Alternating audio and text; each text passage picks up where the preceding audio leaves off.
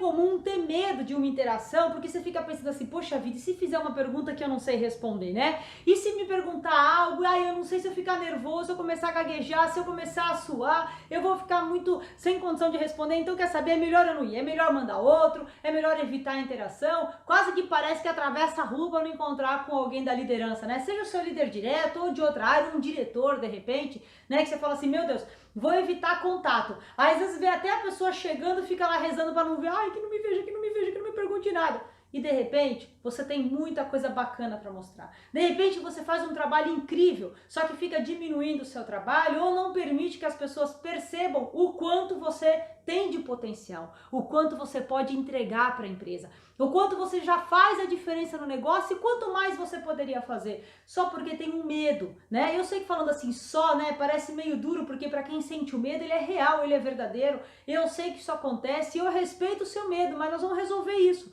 Porque o medo não te promove, o medo te paralisa, o medo faz com que você deixe de se mostrar, o medo faz com que você deixe de crescer na sua carreira. E mais do que isso, pode acontecer, né? Mas não, pior do que isso, você acaba deixando alguém falar no seu lugar. Ah, quantas e quantas vezes eu já vi essa cena. Um profissional que faz um baita trabalho, mas por medo de falar, por receio, porque fica gaguejando, perde a voz, fica vermelho, seja lá qual for o sintoma que você tenha, acaba deixando que outro fale no seu lugar. Acaba ensinando, treinando, né, os outros, e aí quando vai ver o outro vai lá, faz, apresenta, fala, articula e é promovido. E você fica pensando, caramba, foi promovido com o meu conteúdo, foi promovido porque eu ensinei, mas eu não consigo falar. E eu não consigo interagir, eu fico fugindo de interação porque eu realmente não sei como falar.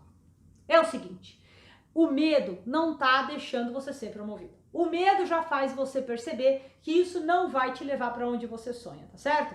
Então vamos quebrar esse medo, vamos resolver essa questão.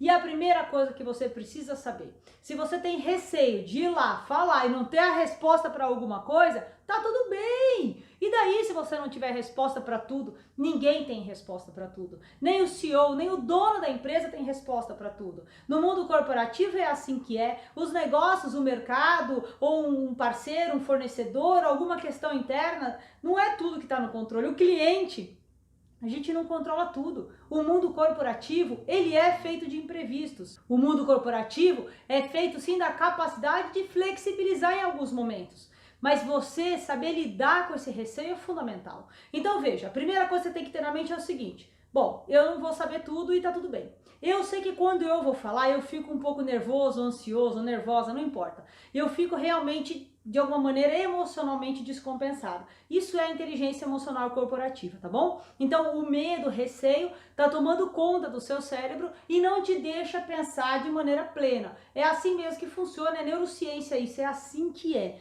E o jeito de quebrar isso é justamente você se controlar antes e entender que sim, você não vai saber tudo e que sim, você pode falar uma besteira, mas aprender a lidar com esse medo, aprender a lidar com uma besteira falada, tá tudo bem se você souber fazer. Por que isso? Veja, uma coisa é você não ir falar, e anota aí, não ir falar, você já sabe o resultado, não te promove, te deixa parado aí. Agora vamos lá, opção 2, eu ir lá e falar, mesmo com medo, com receio, ficando vermelho, ou seja lá qual for o sintoma que você tem.